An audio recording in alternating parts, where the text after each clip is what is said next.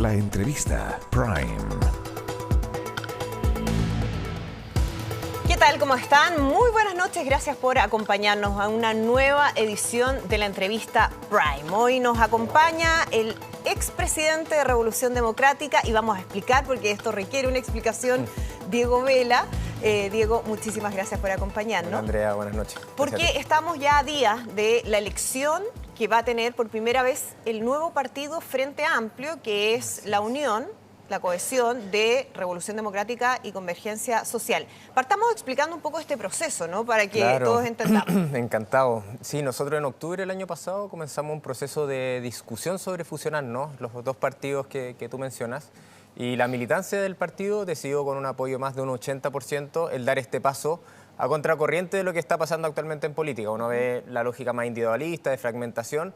Acá la apuesta justamente es avanzar más colectivamente, con más fuerza, a ofrecerle un proyecto al país que justamente permita poder generar mayor nivel de transformaciones en el mediano plazo. Y ahí ese proceso ha tenido varias etapas administrativas. A principio de mes, el 1 de julio, ya se fusionaron los dos partidos. Todos los militantes pasaron a ser parte del partido Frente Amplio. Nosotros disolvimos Revolución Democrática, pero muy contentos justamente de este paso. Y el día sábado y domingo, toda la militancia va a poder elegir quiénes va a ser la próxima directiva nacional, el Comité Central, que es el órgano colegiado, y en este intertanto hay una directiva provisoria de la cual yo soy parte, y nuestro presidente es Diego Ibáñez, el presidente provisional, Tatiana Urrutia, la secretaria general. Somos 11 personas, pero por sobre todo la invitación, en el fondo, a quienes en su momento firmaron por el presidente Gabriel Boric, por Beatriz Sánchez, por Revolución Democrática y Convergencia Social, que participen de la elección este sábado y domingo en frenteampliochile.cl. Se pueden meter, tener más información, pero por sobre todo que la gente pueda ser partícipe. Claro, está entonces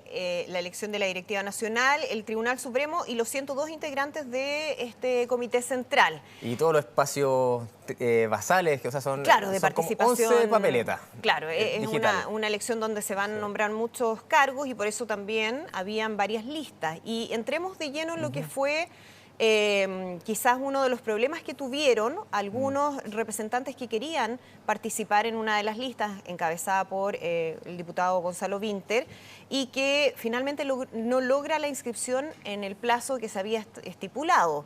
Se pide una revisión de la medida al Tribunal Supremo, que termina por rechazar la inscripción de esa lista, ¿no? ¿Qué implicancias tiene eso? Porque había molestia en algunos miembros, obviamente. Sí, como es la primera elección del partido, todavía no existe un reglamento de elecciones, que es lo que tienen generalmente los partidos. Entonces, lo que mandata la ley y sobre todo el CERVEL es que finalmente el Tribunal Supremo Provisorio es el que tiene que hacer autoacordados y definir las reglas del proceso eleccionario. Y en ese sentido tienen toda la atribución legal para estar a cargo de la elección. Y lo que ellos definieron fue un cronograma de inscripción donde esta lista se inscribió una hora tarde, algo así. Sí. Pero finalmente se apeló y eso ya fue aceptado. O sea, el día de ayer ellos ya son parte finalmente del proceso eleccionario, porque justamente lo que el espíritu de la ley es buscar la mayor participación cuando uno ve la inscripción a nivel nacional de candidaturas parlamentarias, que esas tienen un estándar incluso más exigente en cuanto a la ley. Generalmente este tipo de cosas siempre se pueden subsanar de buena forma, y ahí el Tribunal Supremo es el que tiene la atribución para eso, y eso lo definieron el día de ayer. Y o hoy sea, día finalmente van a competir. Sí, van a competir. ¿Cuánto pesó y eso quizás a la lista que yo apoyaba no le convenía tanto, pero justamente lo que en este momento tenemos que priorizar es que el Comité Central y los espacios sean lo más representativos de lo que quiere la militancia. Y yo siento que eso ha primado durante todo el proceso, porque acá somos no solo dos partidos, sino también había otro partido más, había movimientos, organizaciones que están siendo partícipes hoy día de este proceso, y son espacios donde uno renuncia al poder que tenía uno antes, de espacios de certezas que uno tenía. Entonces hay mucho interés en juego y yo creo que hemos logrado poner lo colectivo por delante, y eso es algo que yo creo es muy positivo y que por lo mismo esperamos se pueda ver reflejado en una buena elección el día sábado y domingo, y ya deberían asumir durante la semana, porque hay varios procesos que tenemos que afinar, justamente la inscripción de candidaturas para la municipal y GORE, que necesitamos contar con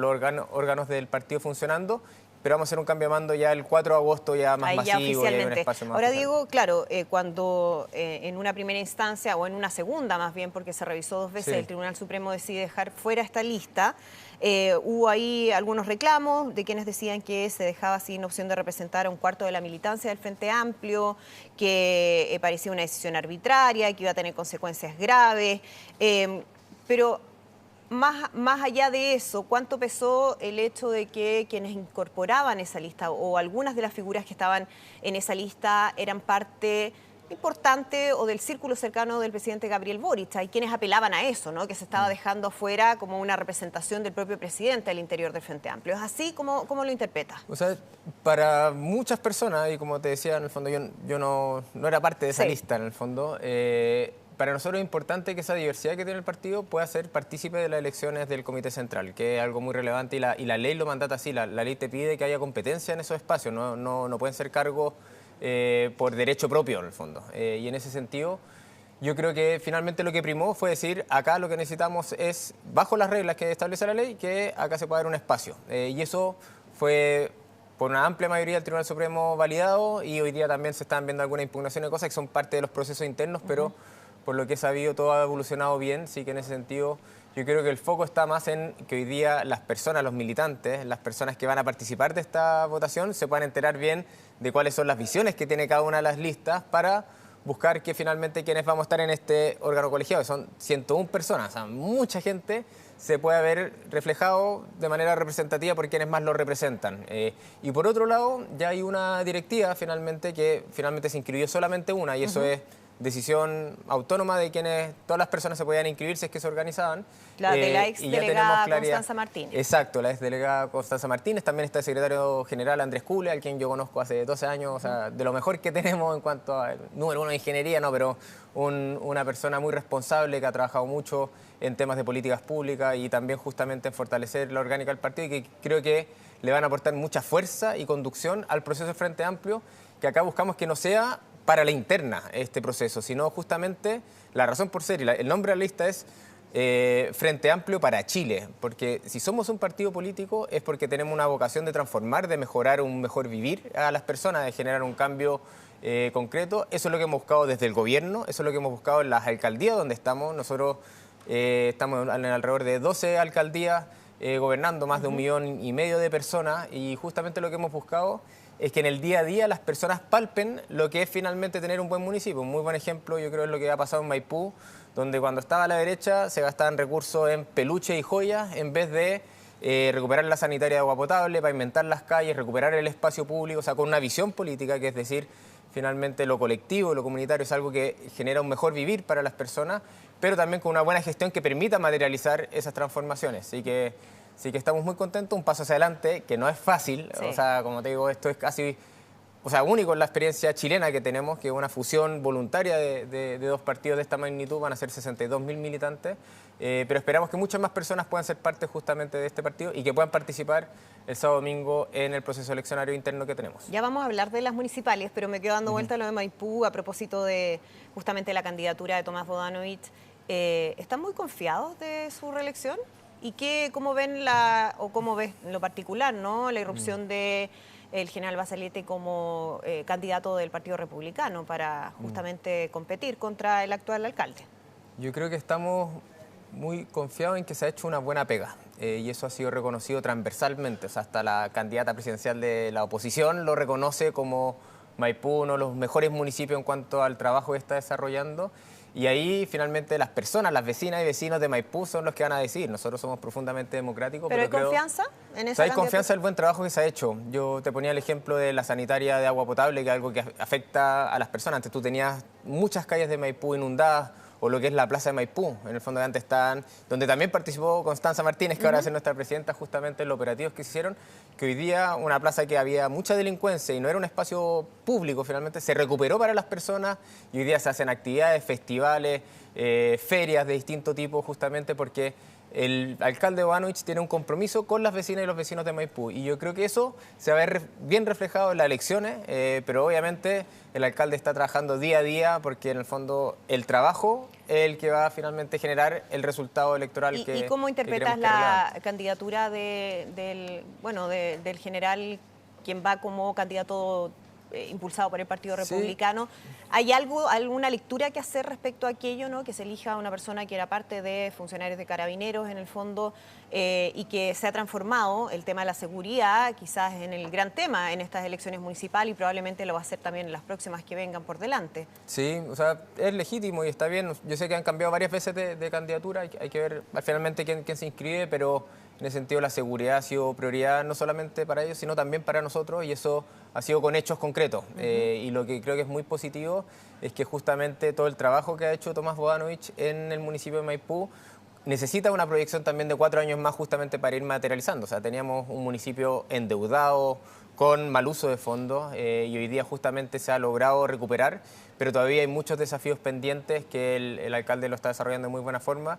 Así que ahí esperamos que sea una buena elección, que las vecinas y los vecinos puedan evaluar justamente cómo ha sido esta gestión y poder proyectar desde nuestra perspectiva 4 años más de un buen gobierno local que creemos que mejora la vida de las vecinas y los vecinos de Maipú. Diego, decías que desde el Frente Amplio o de la lista que tú estás apoyando, están pensando en un Frente Amplio para los desafíos de Chile, más allá de las señales internas o cuáles son los desafíos como nuevo partido, sino que también los desafíos que está teniendo el país. Y quiero hablar de una de las discusiones que ha habido durante esta semana a propósito de la reforma electoral que se fue enredando y que hace que el gobierno tenga que ahora presentar un veto, ¿no? A propósito de la votación en 2 días y lo que iba a significar un voto obligatorio sin sanciones. Déjame partir por las declaraciones del diputado Gonzalo Vinter, quien habló de una ley o un proyecto antipobre. Y voy a leer textual la frase completa para que se entienda. Él dice: ¿quiénes son los que no votan? A los que quieren obligar, forzar a ir a votar son los pobres. Por eso es que este proyecto es antipobres, es castigar a los pobres por no participar de nuestra fiesta. Eso ha generado cuestionamientos desde la oposición, que uno podría decir, bueno, son lógicas por ser oposición, pero también distanciamiento de figuras del oficialismo respecto a ese concepto. Me gustaría saber si lo compartes o no. Sí, o sea, nosotros como Frente Amplio, y así lo hicimos en su momento en la votación, nosotros respaldamos el avanzar hacia el voto obligatorio. Ahí el diputado Vinter es una de las 6 personas que justamente no apoyó en ese momento y él tiene una visión clara. Pero yo creo que él problematiza algo que yo creo que es muy relevante. Hoy día la multa, o sea, es de 200.000 pesos, eso puede significar la mitad del sueldo de una persona, y justamente nosotros creemos que ahí hay que dar una discusión, y en ese sentido queremos ver la propuesta que va a hacer el gobierno en el sentido de cómo se puede implementar de buena forma la votación en cuanto al voto obligatorio. Pero para ir aclarando ciertos conceptos, primero, ¿tú estás a favor del voto obligatorio o del voto voluntario? Sí, yo creo que el voto obligatorio es el camino. Por lo tanto, tiene que establecer sanciones, porque si no ya no es un voto obligatorio. Obviamente, pero yo creo que justamente, y en la misma línea que lo ha planteado el diputado Vinter, acá esto no se subsana diciendo vamos a poner una multa. O sea, acá es más complejo que eso. Y eso lo veo sobre todo en la responsabilidad que tenemos quienes estamos en política. El gran problema que hoy día tiene la política es que las personas están desafectadas justamente con las soluciones que logran los políticos, porque nos demoramos mucho. O sea, los 2 procesos constitucionales fracasaron justamente en dar respuesta concreta a las personas. Todos los casos de corrupción que hemos visto finalmente van generando una desafección en las personas. Entonces, el primer desafío es cómo la política se puede ver como una herramienta para las personas para que tengan un mejor vivir. Y esa es la razón por la que somos partido político. O sea, ahora que nosotros cerramos Revolución Democrática un poco para traspasar a esto, era mucho este proceso de decir, ¿por qué nos transformamos en partido político? Es justamente para mejorar la vida de las personas y hacer una política que ojalá a las personas le haga sentido. Digan, la política es algo que me sirve, y que finalmente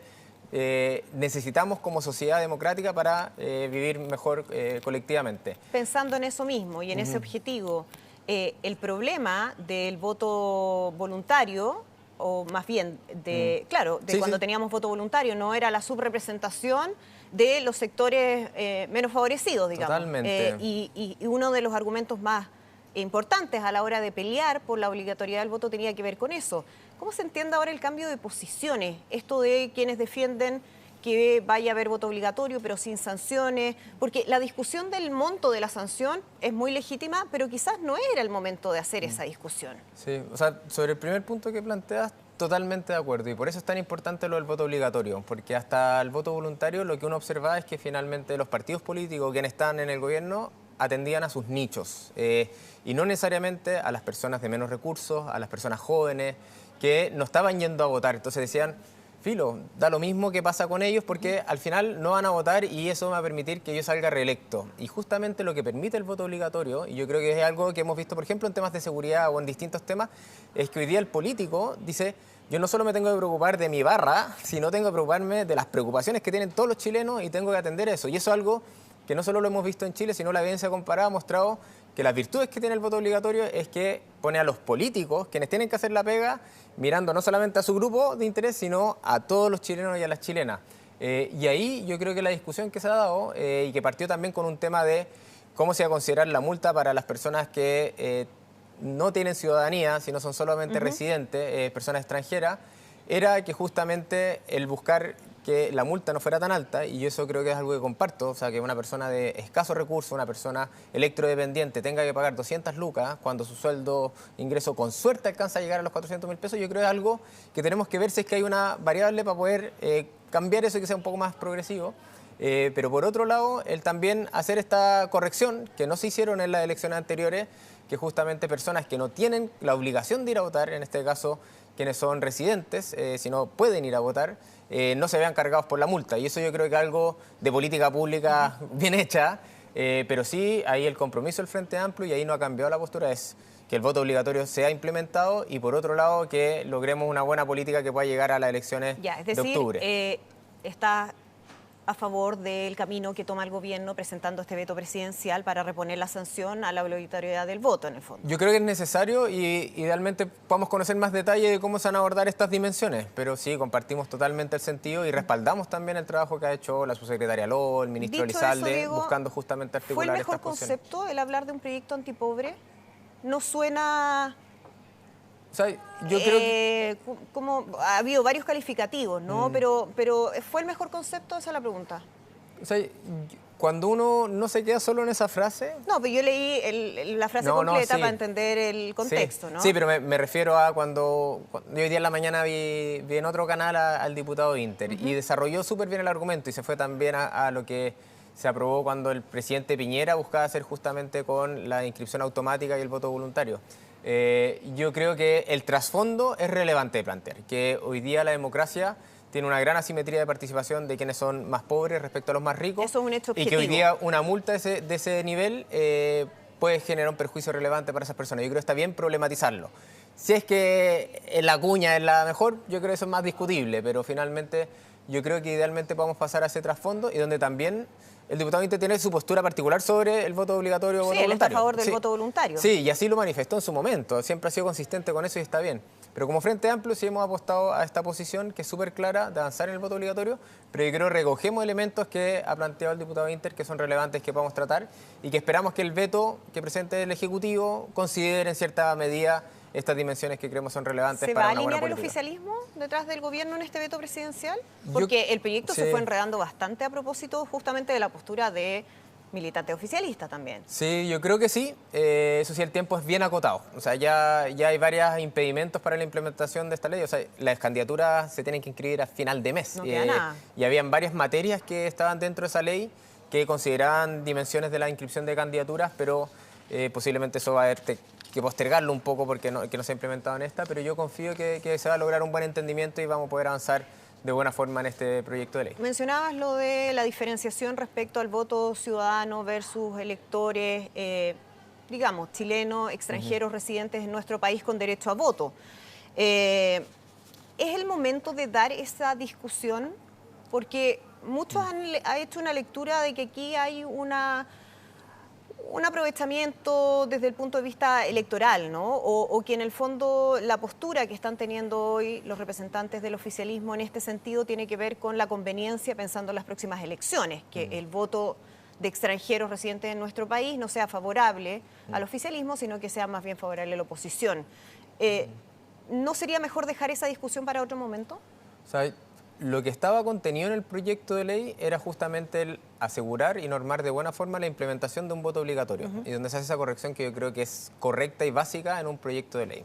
Hay otras materias que incluso parlamentarios han anunciado presentar proyectos de ley, que es discutir sobre quién quiénes pueden votar o no en las elecciones municipales, quién pueden elegir al presidente. Yo creo eso... Y hay quienes definitivamente no quieren que voten extranjeros. También hay personas que tienen esa posición. ¿Tú no estás de acuerdo con eso? No, no estoy de acuerdo. O sea, son personas que finalmente de partida están contribuyendo con mucho más impuestos y recursos para todos los chilenos, benefician a todos los chilenos, que lo que gastan continuamente. Y son personas que finalmente están viviendo día a día en Chile, y cuando uno ve quienes hoy día han aportado más crecimiento, empleo, muchas veces provienen de personas que emigraron en su momento, otras que han sido de la mezcla que se ha generado en el país, pero yo creo que es relevante que esas personas tengan incidencia política cuando pasan cierto año en el país en finalmente las decisiones que los van a afectar a ellos también. Pero sí, yo creo que ese tipo de discusiones requieren mayor profundidad y mayores tiempos que los que tiene este proyecto de ley, que este proyecto de ley debió haber estado aprobado la semana pasada, Exacto. o sea, antes de la distrital anterior, y lo que esperamos, ahora viene una semana regional más encima, entonces esperamos que esto a la semana siguiente de la semana regional, es decir, en 2 semanas más, se pueda ver con toda la celeridad y se pueda cerrar para dar las claridades para la elección de octubre. Las otras discusiones las podemos tener, pero con mayor profundidad. Ya, es decir, el veto presidencial debiera considerar sanciones también económicas para extranjeros residentes con derecho a voto que no voten, para dejarlo claro. Yo lo que entiendo es más quienes tienen la ciudadanía, porque quienes son residentes tienen la posibilidad de votar. Es que ahí está la discusión. No, es que se corrige, y yo creo que eso está bien. Yo creo que está bien que en esta tramitación se corrija algo que se está implementando mal respecto a lo que dice la ley y la Constitución actualmente. Yo creo que eso está bien, pero eso creo que es un ajuste que es particular y menor.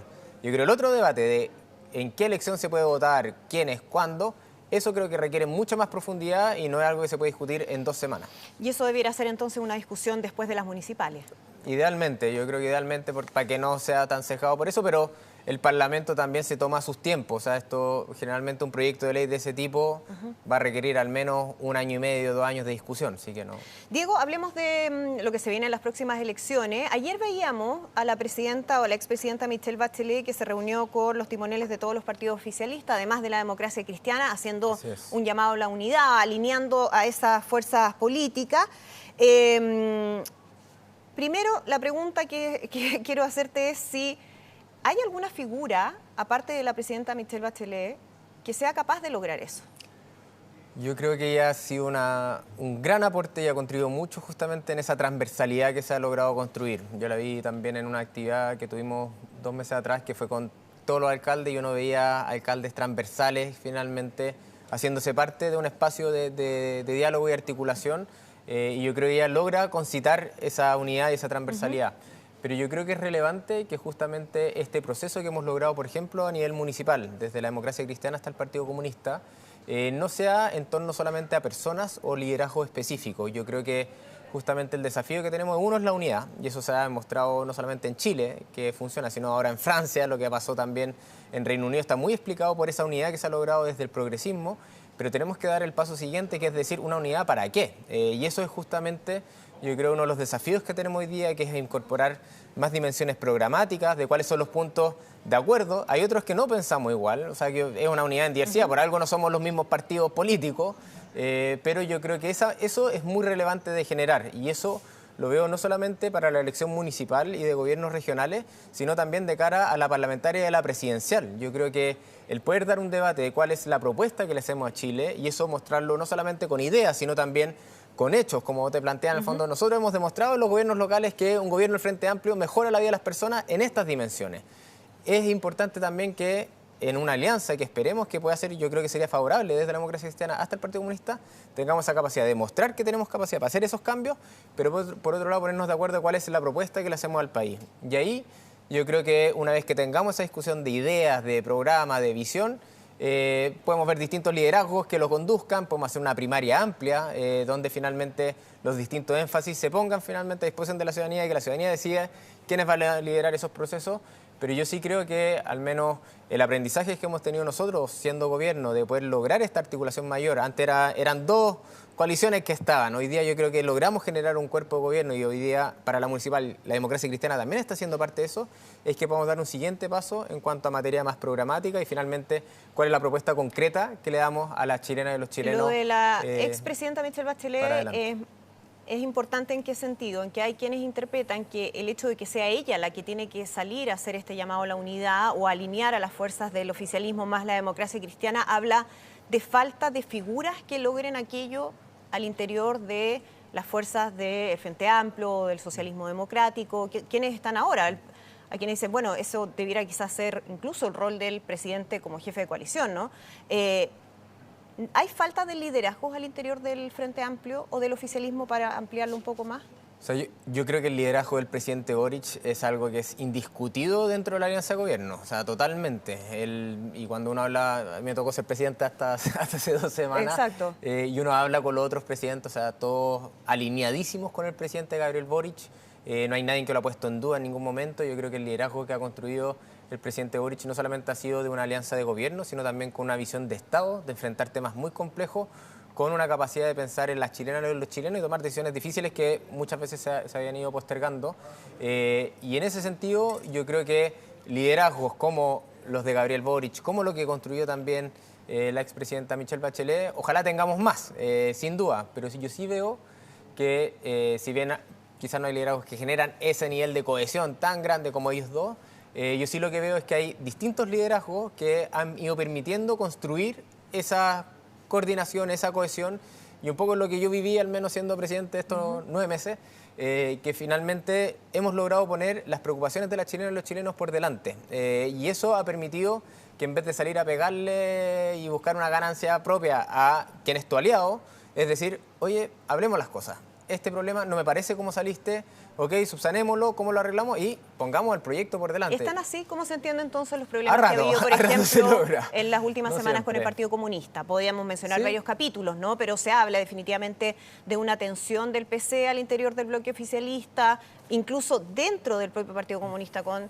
posturas distintas, dependiendo de quién hable. Sí. ¿Es una dificultad, lo ves como tal, cuando vemos declaraciones del presidente del partido que son a veces duras para el propio gobierno?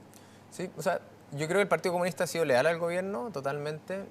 Yo creo que a veces la sana crítica es incluso ser partícipe de esa lealtad, y eso lo hemos hecho en distintos momentos, hasta del mismo Frente Amplio, de buena forma. ¿Pero hasta dónde es una sana crítica? Pero claramente en algunos momentos yo lo comparto. Lo de Villa Francia, los cuestionamientos al operativo en Villa Francia. Yo creo que ahí ha faltado, ponderar de mejor manera y más responsablemente quizás algunos dichos. Y eso yo lo comparto, y el gobierno mismo ha dicho, ok, se recoge esta crítica, pero hay otras que no creo que hayan contribuido finalmente a la responsabilidad que requiere finalmente el cargo. Y en ese sentido, yo sí lo que buscaría, y es lo que yo creo que el mismo gobierno ha planteado, es el aprovechar los espacios que tenemos de coordinación justamente para poder hacer esa crítica directamente, y después cuando uno tiene la información de la contraparte, cuando uno tiene el punto de vista de la contraparte, legítimamente después salir públicamente a marcar un matiz o a decir, ¿sabes qué? Yo me informé sobre qué sucedió realmente y a partir de eso yo salgo con una opinión distinta. En nuestro caso, por ese operativo, parlamentarios nuestros oficiaron pidiendo más información justamente por una preocupación que tienen sobre distintos elementos que sucedieron. ¿Se equivocaron en el PC con esas reacciones, quizás anticipadas? Yo creo que era importante un mayor diálogo con quienes estaban liderando esos operativos, con el Ministerio del Interior, y poder tener los antecedentes sobre la mesa antes de salir. Yo creo que ahí es necesaria actuar con mayor responsabilidad en ese tipo de hechos, sobre todo cuando son tan delicados como los operativos que se realizaron ese día. Hablando de la figura de la expresidenta Michelle Bachelet, desde el propio Partido Comunista, el presidente del partido decía que veía, no voy a citar textual la frase porque no la tengo, pero sí que en el fondo había un deseo de verla nuevamente como candidata presidencial. ¿Es posible? ¿Es un deseo? Hay que preguntarle a ella. ¿Es un deseo para el Frente Amplio? Hay que preguntarle a ella. Yo sé que no, al menos las veces que me tocó hablar con ella. ¿Es un deseo para Diego Vela?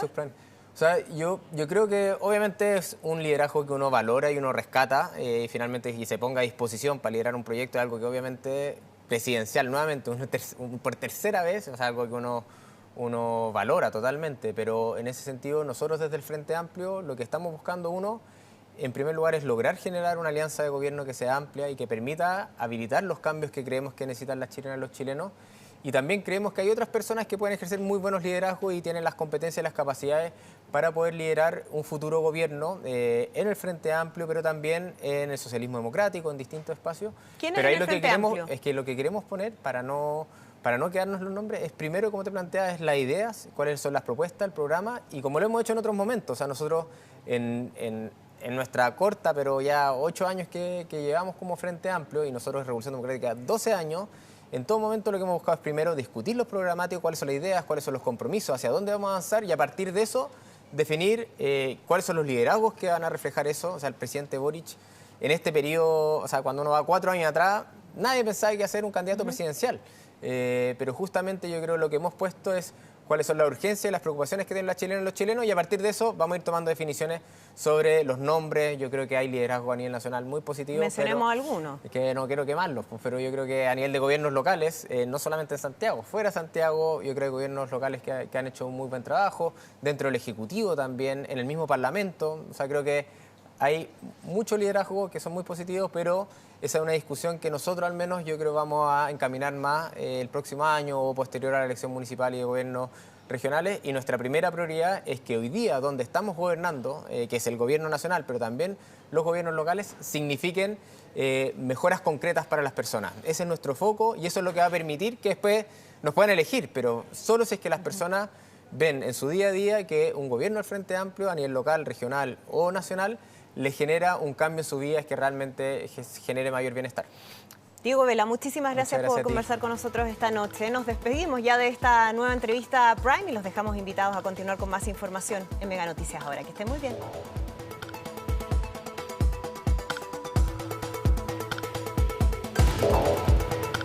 La entrevista Prime.